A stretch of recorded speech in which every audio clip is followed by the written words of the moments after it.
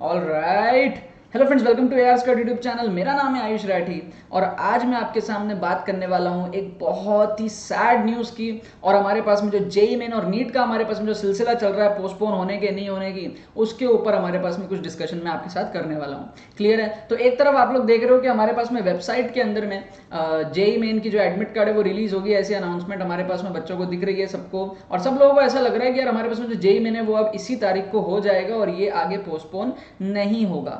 बहुत सारे बच्चों के कमेंट आ रहे हैं, वो हमारे पास में सोच रहे हैं कि यार एडमिट कार्ड आ गया यार, हमारे पास में एग्जाम तो हो ही जाएगा वगैरह वगैरह फलाना ढिमका।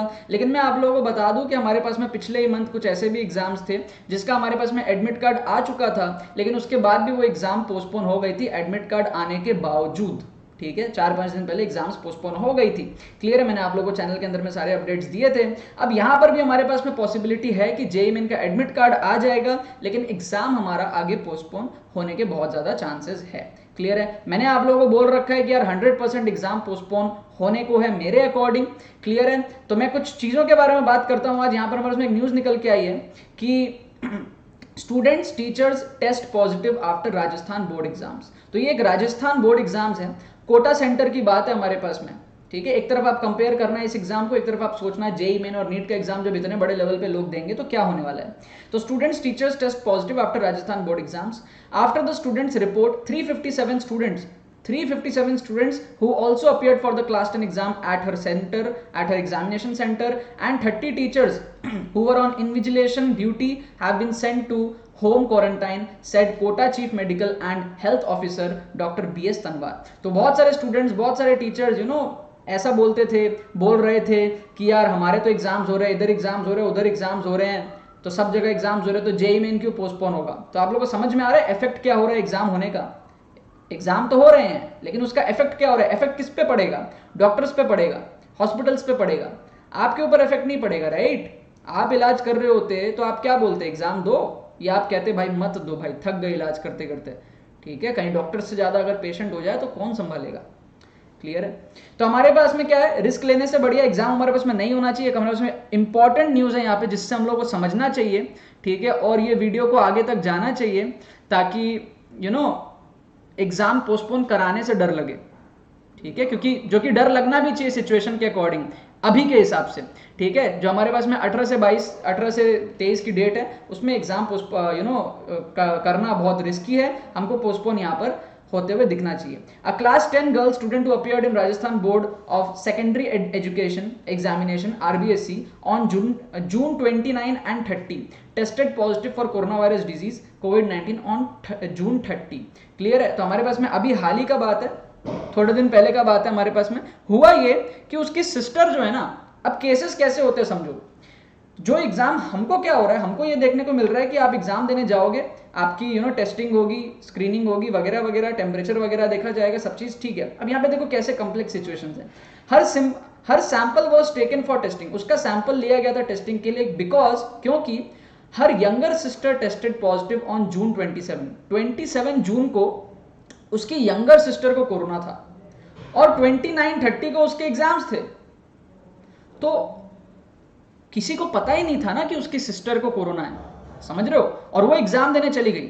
हिसाब से देखा जाए तो उसको भी क्वारंटाइन हो जाना चाहिए था उस टाइम पर, लेकिन जब इतना इंपॉर्टेंट एग्जाम है, बोर्ड एग्जाम है, तो स्टूडेंट जबरदस्ती चले जाते हैं एग्जाम देने के लिए। उस सिचुएशन में इसको एग्जाम नहीं देना था, उसकी सिस्टर को था, तो उस सिचुएशन में जबरदस्ती वो एग्जाम देने गई, because nobody is helping the situation. अगर एग्जाम नहीं होता तो वो घर पे रहते और कोरोना उसका पकड़ा जाता, उसको भी हुआ है। तो ये जो बाकी जो 350 लोग स्टूडेंट जो सफर कर रहे हैं और जो बाकी टीचर सफर कर रहे हैं, अब उनमें से भी हो सकता है बहुत लोगों को हो जाए। तो after the students report 357 students who have appeared for the class 10 exam at our examination center and 30 teachers who were on invigilation duty have been sent to home quarantine, said the Kota chief medical। तो ये बहुत ही गलत चीज है, क्योंकि उसकी sister को हुआ, उसके वजह से उसको हो गया। जब वो एग्जाम दे रही थी उसको नहीं पता था, एग्जाम देने के बाद पता चला, एंड जो लोग उसके साथ एग्जाम दे रहे थे, जितने लोग मौजूद थे वहां पर, सबको क्वारंटाइन कर दिया गया। अभी तो होम क्वारंटाइन किया गया, अब हो सकता है उनमें से भी और लोगों को हो जाए। तो इन अनदर केस, एक और केस है जहां पर 2 government teachers, 1 an invigilator and other centre superintendent tested positive. एक और केस है जहां पर 2 टीचर्स, ठीक है, दोनों को आप टीचर्स ही मान सकते हो, they were on duty in a private school which was a centre for class 12 examination we have taken samples of other 23 teachers and 123 students from the center. उन सबका सैंपल लिया गया है टेस्टिंग के लिए. The reports are awaited, the CMHO said. So Kota has reported 676 COVID-19 patients until June 30, out of which 110 are active. Clear है?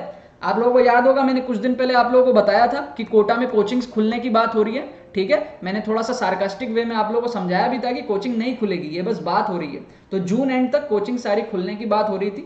ठीक है, लेकिन आप देख सकते हो जुलाई आ गया, कोचिंग वोचिंग कुछ नहीं खुली है, और ऊपर से अभी यहाँ पर कोटा में 100 केसेस भी हैं.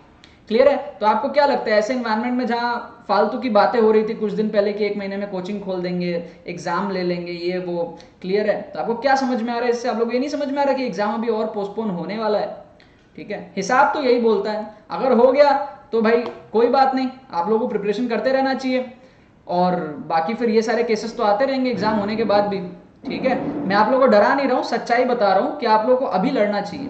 ठीक है, बहुत सारे बच्चे जो ये बोल रहे हैं ना कि हम तो एग्जाम देंगे, कुछ नहीं होगा, ये वो, हमारी पढ़ाई हो गई है, और ये बोल रहे हैं कि यार दूसरे लोग एग्जाम इसलिए नहीं देना चाहते क्योंकि उनकी प्रिपरेशन हो गई है. अरे प्रिपरेशन, उनकी प्रिपरेशन नहीं हुई है. प्रिपरेशन हुई नहीं हुई, किसकी हुई नहीं हुई, किसका क्या रीजन है, उसको तो साइड करो. सबसे पहले तो आप सिचुएशन देखो. ठीक है, बहुत सारे ऐसे बच्चे हैं जो इस वजह से चाहते हैं पोस्टपोन होना क्योंकि उनकी प्रिपरेशन नहीं हुई है. सही बात है.